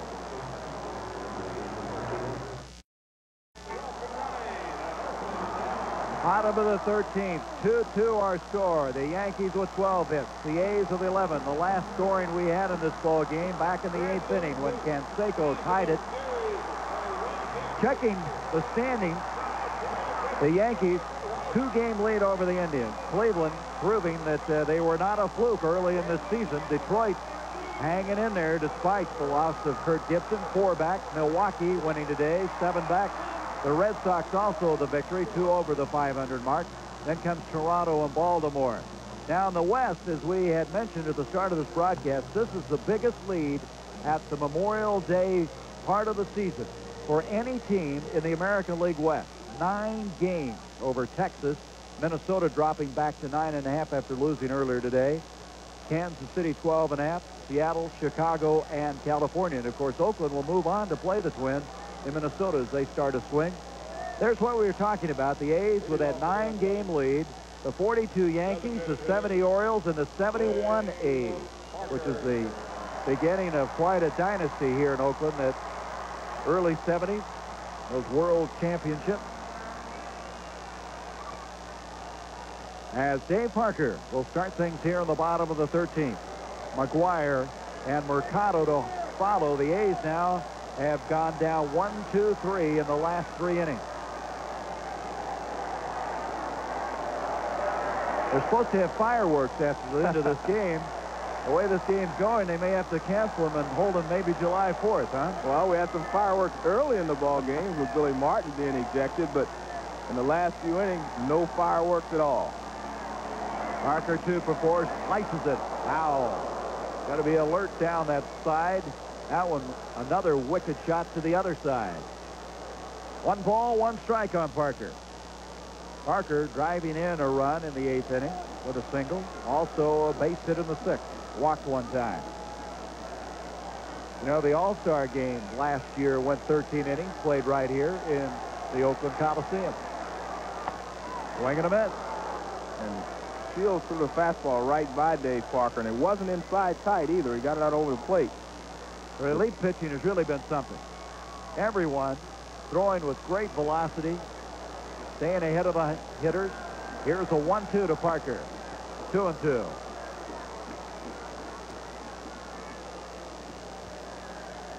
Shields last year had a fractured cheekbone. He was hit by a Kirby Puckett line drive that really slowed his progress a year ago, playing for Seattle at that time.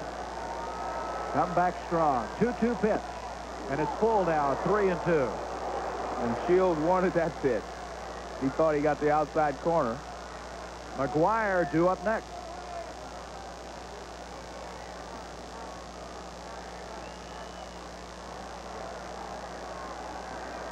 (3-2). Stays alive, and he almost took McGuire with him on that one. Mark McGuire just got out of the way. And Steve Shields threw a 92-mile-an-hour fastball, and Dave Parker caught it a little late. Shields looking back out of that scoreboard, a lot of zeros out there. 3-2 again, and grounded, fair ball. And the throw to Shields as Ward saved that beautifully. Snagged it, and the throw to Shields covering first. Well, Gary Ward has made a fine play here, but he was guarding the line because you do not want to let him hit the ball past you down the line. The ball, he catches it in foul territory, but the ball grounded. When it was grounded, it went over the bag before it went foul. Therefore, it's a fair ball. It's not where he catches it. It's where it crossed the bag. And Shields says, I'm glad I didn't want to go back to that 3-2 count again on Parker. Here's McGuire. Misses, and the count 1-0. McGuire 1 for 4. His base hit coming clear back in the 2nd inning. Also walked once in the 8th. High fly ball, short center field. It's Washington again. Caudell Washington makes the catch. 2 out, and Mercado's up. If they get through Mercado, that'll be 4 straight innings that the A's have been shut down in order. As good as Steve Shields is throwing, I think the A's are going to have to hope he gets tired. Mercado coming in relief of Hasse.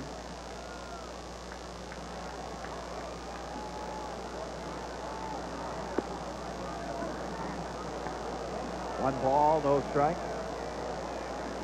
Yankee infield has been changed. Randolph at second after Santana was hurt. Meacham moving to short. Mercado swings and fouls the back, and it evens at 1-1. Well, what's happened now is Shields got through a real tough part of the order. Parker, McGuire. You look to the Yankees, they'll be leading off with Skinner, then they go to the top of the order again. What's the longest game, Joe, you ever played in? That's a good question. I think about 19 innings. 1-1 pitch. 1-2.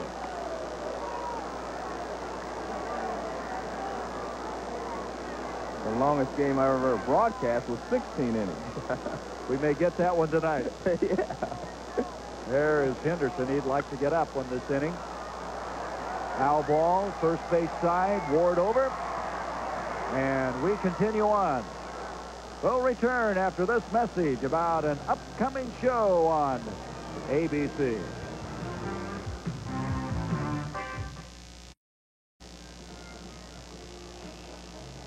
2-2 our score. The top half of the 14th inning from the Oakland Coliseum. A sellout crowd on this Memorial Day as Dennis Eckersley will continue on the mound for the Oakland A's.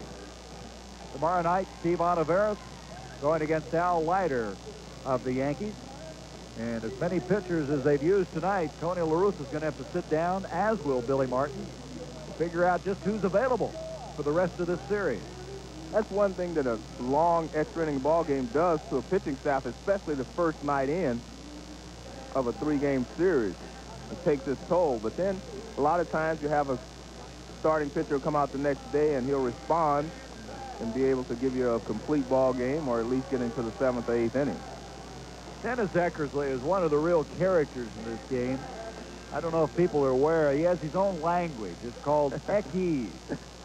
In other words, he has some expressions to define certain parts of the game as Joel Skinner gets ready to step into the plate. Eckersley, for instance, calls a paint master a guy who can paint the corners when he's pitching very well. A bridge is a home run. A Bogart is opening day. And Skinner swings through the first pitch for a strike. He calls money iron. So Dennis Eckersley has really been a colorful player in his years in the major league.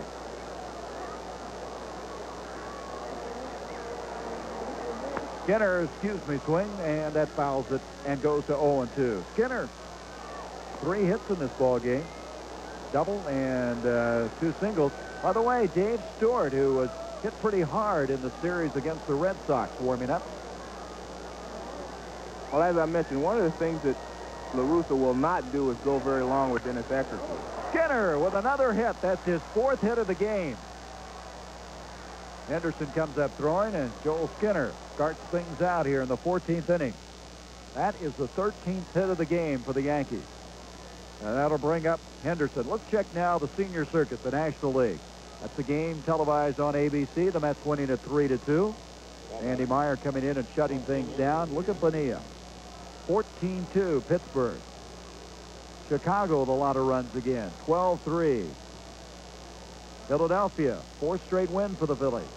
7-3 over San Diego. Houston defeating the Cardinals 5-4.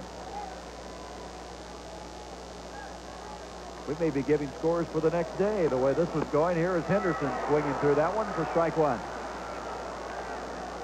Ricky Henderson drove in a run in the 7th inning on a ground out, singled in the 9th. And by the way, Montreal defeated San Francisco 3-2. Henderson 1 for 6 in this game. Now is behind 0-2. There it is, the Expos over the Giants. And the Giants were just swept by the Phillies, and Roger Craig getting a little nervous. Well, they're having problems scoring runs. That's been their big problem. Last year they scored a lot of runs. So far this season they've been struggling with the bat. 0-2 to Henderson, and he struck him out. Just magnificent pitching in this ball game. 91-mile-per-hour fastball that he just threw by Ricky Henderson. Here's Bobby Meacham. Meacham singled back in the 6th and able to steal a base. Now playing shortstop.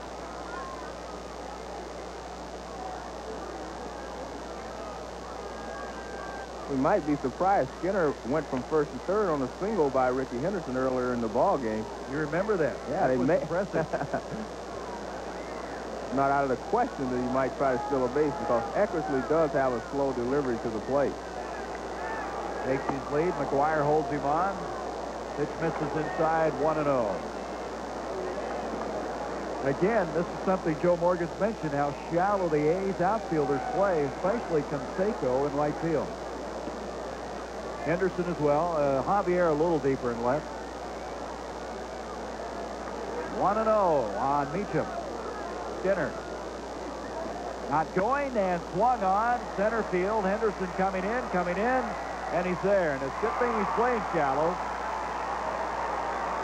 That ball, an easy out for Henderson. 2 out. And that brings up Claudell Washington. Washington with a base hit in this ball game, back in the 12th.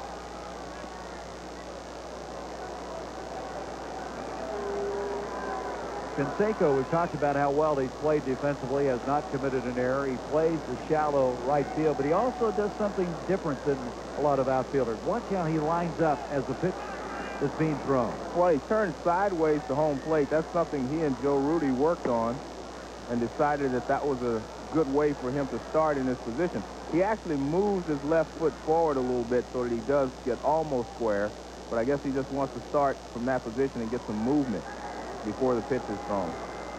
Yeah, like a defensive back, huh?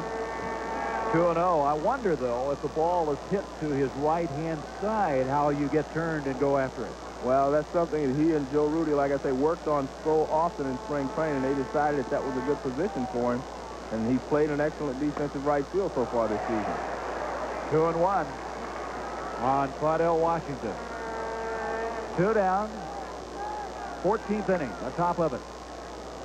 2-2 our score. Looking to the A's, Henderson would lead off. Followed by Hubbard and Weiss, the bottom of the order. And the count now 2-2.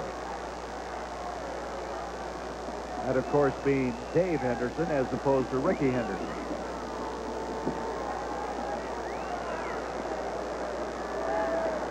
Now McGuire backing off. You see the catcher motioning with his right hand. He's saying we're aware of the delayed steal. Fly ball, right field. Canseco drifting over near the foul line. And the bottom of the 14th ready to come up. 2-2 our score as Eckersley continues to be effective.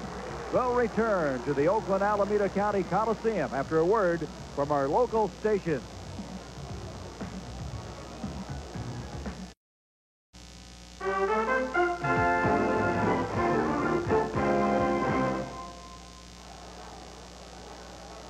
To our score, bottom of the 14th. Dave Henderson to lead things off for the A's. Shields, who's retired 9 batters in a row, strikes Henderson off, and there's a ball hit deep to center. Washington going back, and it is out of here. A home run, and the A's win it.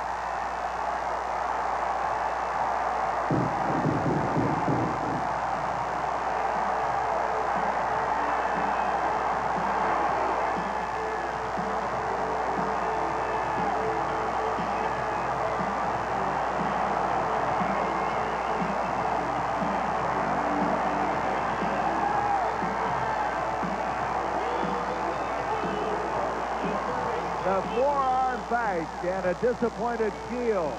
First ball hitting Henderson. His 6th home run of the year. And he hit it to the deepest part of this ballpark over the 400-foot sign. And I think Henderson guessed right. Shields wanted to get out in front. He threw him the fastball, and he hit it straight away center field. Long way, but he hit it excellent swing. Well, Henderson's had some big hits. We talked about that championship series in the 5th game against the Angels, a home run. Hit well in the World Series when he was playing with the Red Sox. And this will be one of those memorable ones, ending it all here in the bottom of the 14th inning. A leadoff home run. A game that was 4 hours and a half old. And Shields, who we just mentioned had retired 9 men in an order, gave up the home run ball. Well, that's 6 wins in a row now, Joe, for the A's. And again, they start out a 3-game series of the Yankees winning the opening game. Well, the Yankees came back in New York last week to win the next 2 ball games, but it's a different story. They're in Oakland now, and the A's are wanting to establish that they can win at home. Well, let's go back. Here's Washington trying somehow to keep this in play, but it was just no way he could come up with Dave Henderson's home run ball. Well, at 400 feet to straightaway center field, not only did he hit it over the 400-foot sign, but he hit it high and deep, and that gave Claudell Washington time to get back and attempt to keep it in the ballpark. But great ball game, I tell you. Great pitching, relief pitching by both sides. Some exciting plays earlier in the ball game. Just a very good start. Well, there's a new tradition here in Oakland. It's called the 4 a.m. Bash. And it's kind of a rendition of something that Bobby Pickett had as a hit, the Monster Bash, in the 60s. The Oakland A's. You too can do the latest baseball craze with the A's big bats really come alive. Don't waste time with the boring high five. Do the Monster Bash. It's a ballpark smash. It gets on in a flash. Do the Monster Bash. Well, the Monster Bash will continue to be used all year long the way these guys can hit the long ball. Henderson, his 6th home run in the 14th inning as Oakland wins it 3-2. Eckersley with a win. He's 1-1. Shields a loser. He's 0-2. Home runs by Winfield and Henderson. A game 4.5 hours long. And the A's win it. Their 6th win in a row. 333 and 334. At this time, with those people please begin. ABC's Monday Night Baseball. This ABC Sports exclusive has been brought to you by the Heartbeat of America, Today Chevrolet. By Old Milwaukee and Old Milwaukee Light. It doesn't get any better than this. By Quaker State Motor Oil. The big Q stands for quality. It always has, always will. And by AT&T, the right choice. So the final score, once again, Oakland 3, the New York Yankees 2. Eckersley, 16 saves, and now with his first win of the season. Shields, who had retired 9 in a row, gives up the home run ball to Henderson, his 6th round tripper of the year. And the Oakland A's, with the best record in baseball, continuing to really right now make a shambles of the American League West. This Saturday begins on ABC Sports with a Pro Bowlers Tour. Then ABC's Wide World of Sports features a figure skating special with a night of Olympic champions, plus the mini marathon from New York City. Our thanks to Joe Morgan. A pleasure to work with him, along with Steve Dans and Bill Webb, our statistician, George Hill. Please stay tuned now for ABC's Nightline, following your local news over most of these ABC stations. A combined live broadcast of the Soviet morning TV program, 120 minutes, as the 3rd day of the Superpower Summit begins. This has been a presentation of ABC Sports, recognized around the world as a leader in sports television.